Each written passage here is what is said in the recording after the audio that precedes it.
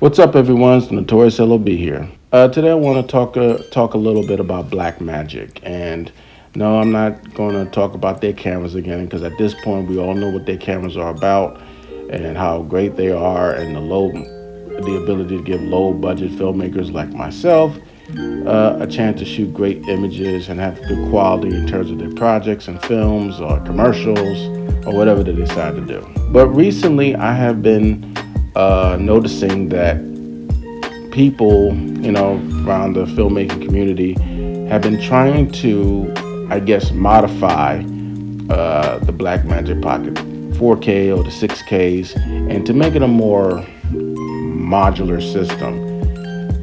So I've noticed this DIY these DIY creations as of late, somewhat different than the others, but I've noticed three distinct ones.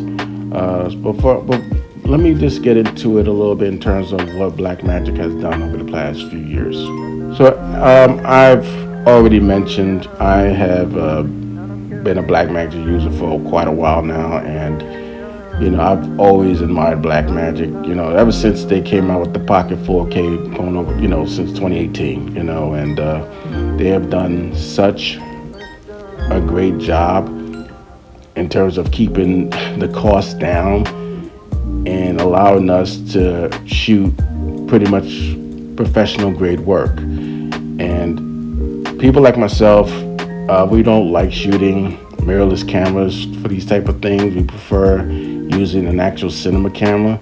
I mean, what is a cinema camera nowadays? But we just feel like the Blackmagic Pocket 4K, the 6Ks, the G2 for all that. We feel like Blackmagic has always gave us the best bang for our buck, and I've always admired them and appreciated them for that. However, the issue me included to this conversation, that a lot of people have always had with them is their design. Their design has always been the same. It's never changed since the 4K. If anything, the only thing that's different is that it's gotten bigger. The lens mount has protruded a lot longer.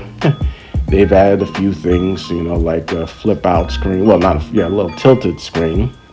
They also have added ND filters, and they've been evolving. But the design has not evolved. It's still the same thing over and over and over. If you really compare the 4K to the 6K Pro, even to the new Cinema 6K they have now, it's the same exact design, no change whatsoever. And when the 6K cinema camera came out, a lot of people were very disappointed. Not disappointed in the camera itself. I think the features on it is incredible. From what I saw on YouTube, the images looks beautiful. It's just great. And having that new L mount, I think it opens a world of possibilities for a lot of people who are going to use that camera in the future. But however, the design is still the same. A lot of people were waiting for that box style design so much that I think we had broken hearts after that. We really did. It really sucked. Now let's just be clear. I think a lot of us were hoping Blackmagic gave us a box design so it can challenge, so to speak, challenge Red. A lot of us would gladly get Red, but as you know, Red is a very expensive camera system, and even now with the Komodo dropping down in price, or even getting a second generation Red, it will still cost you up towards $8,000. And then of course you need a powerful computer just to handle all the data. It's insane, and a lot of people are not willing to spend all that type of money to do all that, unless you have the clients and the money behind it that's going to fund that type of work. As for me, I can't really say that I've liked Red. Like I said, the image beautiful, but at the same time, they're infamous for their battery life. They're infamous for turning on like after 2 or 3 minutes, and you still gotta initialize it, and you gotta do all these type of things. It just takes too long. As for someone like myself, turn it on and that's it. We don't want to be wasting time. You miss shots doing that. You miss opportunities when you do that. And with the red, I just didn't think it was a trustworthy system.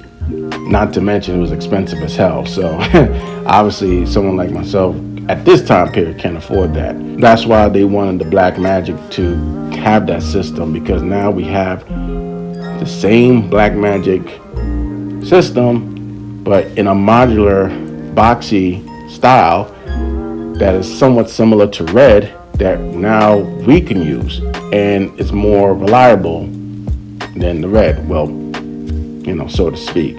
Now, unfortunately, with these new DIY designs,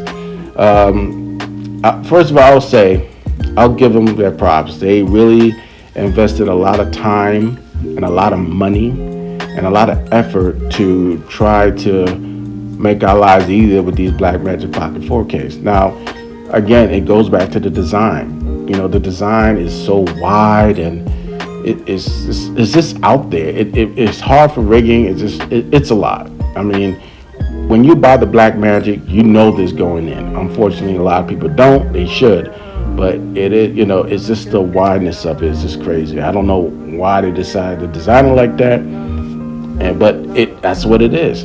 So a lot of people have been trying to do little things to make it easier for the Blackmagic user, and I appreciate them for that. I really do.